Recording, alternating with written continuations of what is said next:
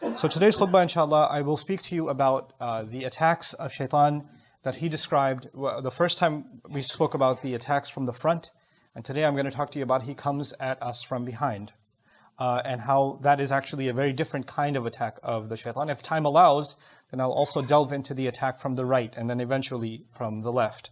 So what I want to speak to you about, as far as what's behind us, the most immediate imagery of what's behind us is actually our history. Whenever you go through a day, that's behind you now. It'll never come back again. And so the most immediate and most powerful way to understand this attack of the shaitan is that he will use your past against you. He'll use what you've gone through in life, the experiences you've had, the things that you've lived through, and he will manipulate those experiences. Because in some sense, in some psychological sense also, we are the sum of our experiences. Every experience you and I go through affects us in some way. It impacts the way we think, it impacts our emotions, maybe it even affects our future decisions. Somebody who gets into a car accident, the way they drive changes. The same way when somebody gets, has a bad relationship with a friend or something, falling out with a friend, the way they interact with them afterwards changes. So experiences affect the way we make future decisions. Now shaitan, his job is to try to mess us up in some way, get us off the straight track. So I'll highlight some of the ways he uses our past against us, and we think these are thoughts that are happening inside of our own heads, while it's actually the shaitan. And that's one of his great successes, is you think that these are your own thoughts. But these are wasawis. These are just whispers of the devil where he's trying to make you fall back into something that you may have fallen into before. One of the ways that he does that is that maybe, for example, you used to be a better person. Maybe you used to be more diligent with your prayers. Maybe you were more observing of, if Allah forbade something, you stayed away from it. And if Allah said this is allowed and that's the only thing, you were content with that. And you didn't fall into Allah's disobedience. And you were good. You could look back and you say you were good. And some people are like that. They look back and they say, you know what? There was a time I was a much better person.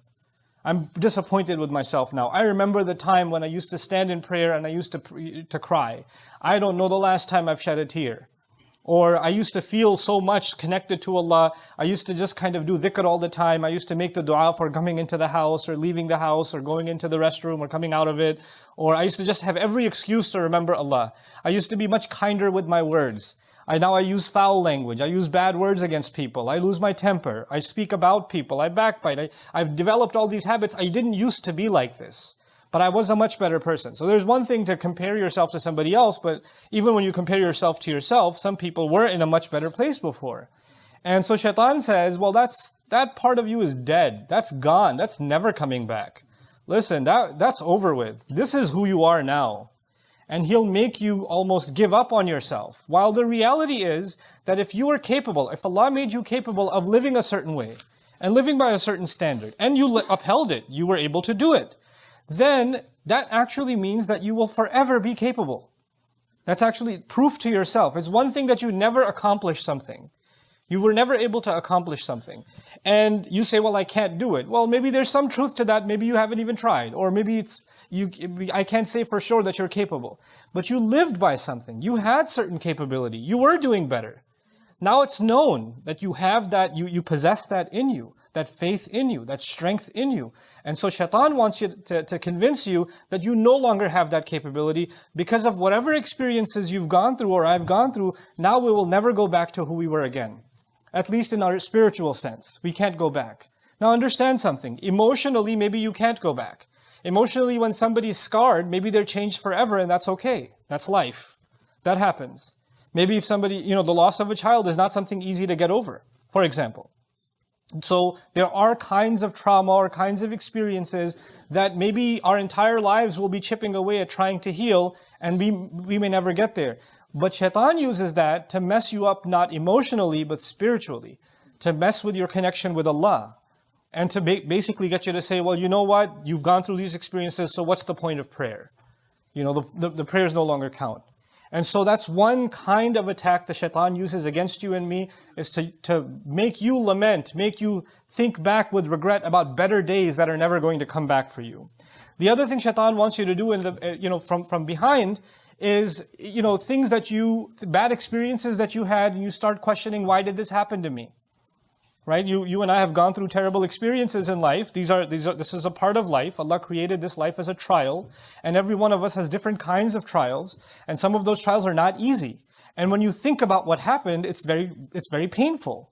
And it can be paralyzing. It can be something that you're overwhelmed, almost reliving the event that occurred in the past. And one of the things Shaitan wants is to keep you there, to keep you thinking about the past, to keep you thinking about what happened, and keep questioning, why did this happen to me? Why did this happen to me? Why did this happen to me? Maybe I deserve it. Maybe I'm cursed. Maybe I'm no good. This is why Allah is angry at me. This is why He made this happen to me. And so you live in that moment that happened some time ago that Allah actually brought you out of.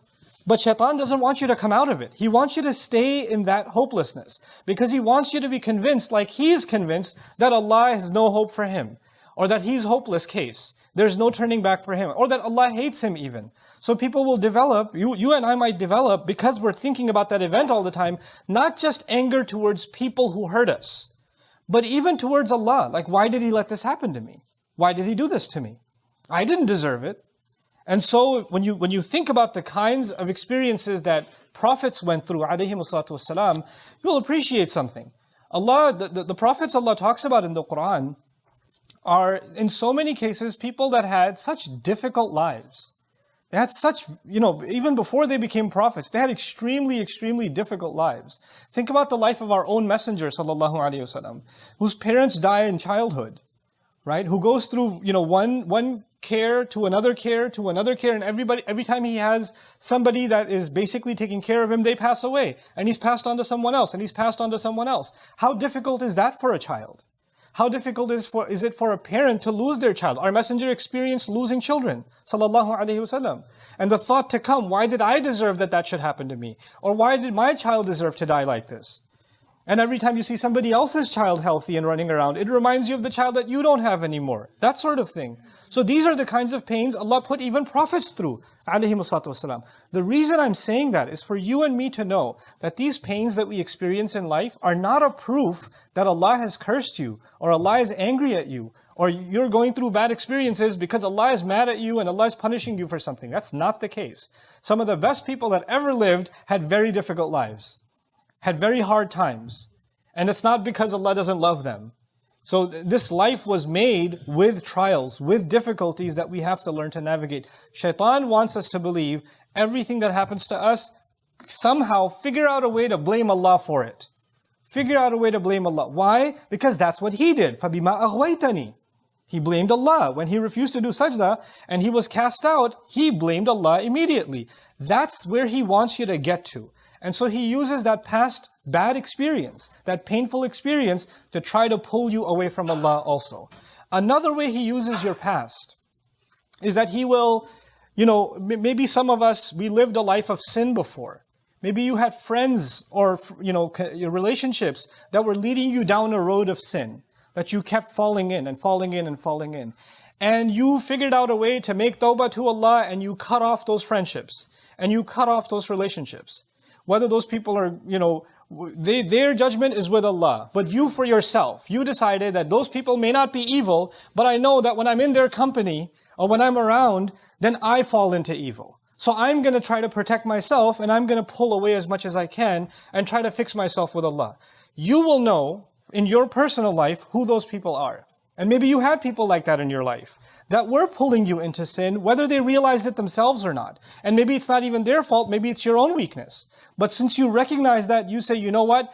Every time I've tried, I've fallen back into sin, I'm going to discontinue some of these relationships. Not because I hate these people, not because I'm better than them, not because, I want them to suffer, but because I want to save myself. I want to pull myself away. And when you pull yourself away, Shaitan will come and say, hey, don't you miss the old friendship? You don't miss those guys? You don't miss her, man? You don't miss this? You don't miss that? And he wants you to pull back. Go back. Go back. Go back. The same way some people left sin. Literally sin. They left drinking. They left drugs. They left adultery. They left fornication. They left evil deeds. They walked away from them. They changed. But sometimes the devil comes and triggers you and says, hey, you're going through a hard time. Just one time. Just go back. Not forever, but come on, you had a hard week.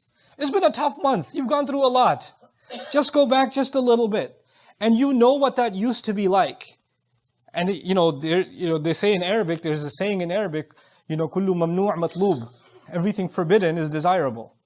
Right? So even though after faith, you develop a regret and an embarrassment over the sins you and I may have committed. And we develop almost a hatred for repeating those sins again. At the end of the day, we're also human beings. And human beings have temptations and desires. And that's one of the things that Shaitan wants to manipulate. So he'll try to pull you back and try to get you to say, hey, come on. You know how it used to be, right? It was so much better for you. You felt so much easier. And why deny yourself? Who's going to find out? Just go back. So he wants to pull you back into a way of sin. This is the way that he comes at you from behind. So many pulls at you from what is drawing you into what used to be. And you have to be mindful of that. It may be, and it'll lead us into talking about how Shaitan attacks us from the right. Maybe I'll talk a little bit about that today. But I want you to understand something. Shaitan doesn't necessarily tell us to do the wrong thing. This is important. Shaitan doesn't necessarily tell us to do the wrong thing. Shaitan wants us to take one step. And when you take one, if a destination is 1,000 miles away, if a destination is 1,000 miles away, and you just took one step, you're not going to feel like you made any progress. You're not going to feel any harm. If there's a fire 100 feet away, and you took one step towards the fire, are you going to feel any hotter? No. I didn't do it. I didn't burn. Nothing bad happened. And he's okay with one step. He's completely okay with one step. And if somebody else says, hey, you're taking a step, I was like, what, did I touch the fire? I didn't touch it. There's nothing wrong with that. So he says, yeah, there's nothing wrong with it. Just a little bit. Just a little bit. And then the next time around, just a little, one more step. Just one more step. Just one more step. This is exactly what he did with our parents.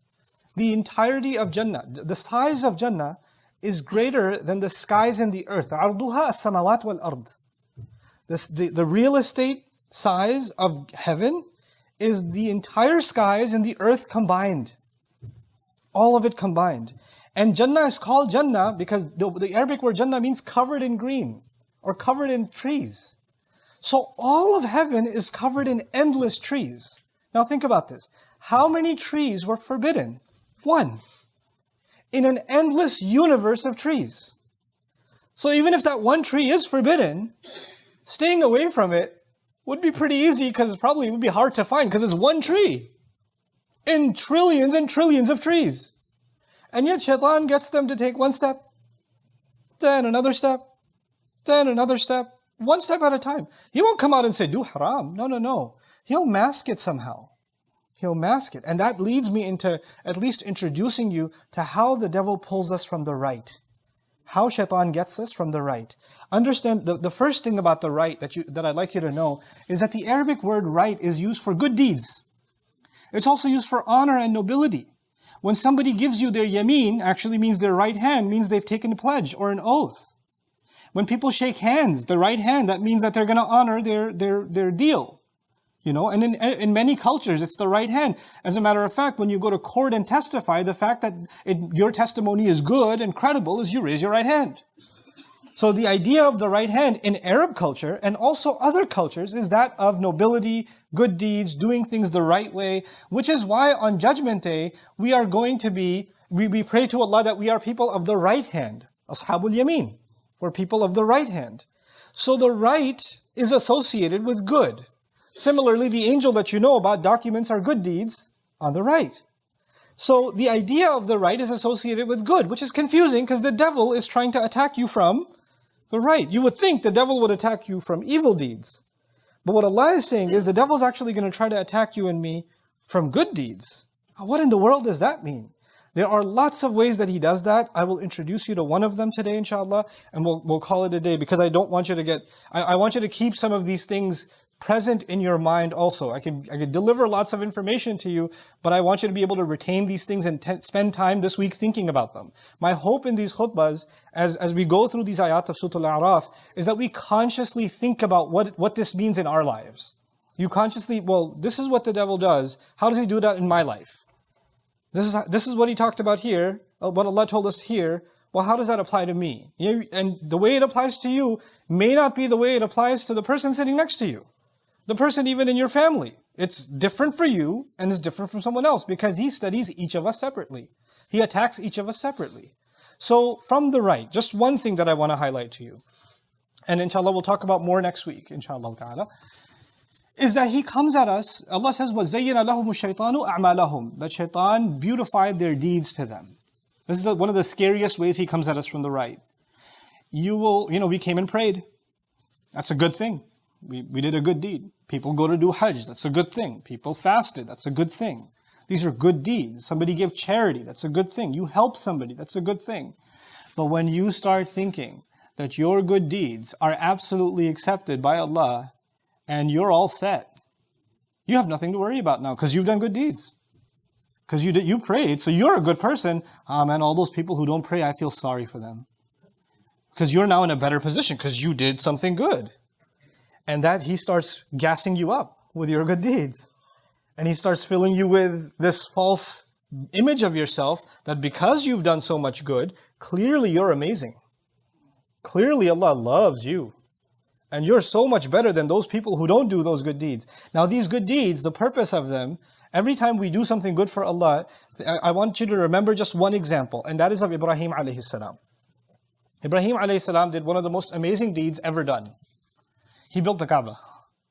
And think about that. Every time somebody prays, he gets a part of that reward because we pray towards the Kaaba. So since its construction, just like, people who help build this place, anybody who prays here, they get a reward. They get a piece of that. Anybody who prays in any masjid, anywhere on earth, every time they pray, a piece of that reward goes to Ibrahim alayhi salam. It's incredible, the deed that he did. And you know what?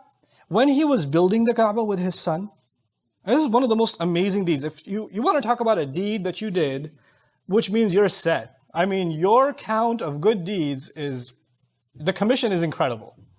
It's incredible. As he's building the Kaaba, you know what dua he made? He asked Allah, رَبَّنَا تَقَبَّلْ مِنَّا إِنَّكَ أَنْتَ السَّمِيعُ الْعَلِيمُ.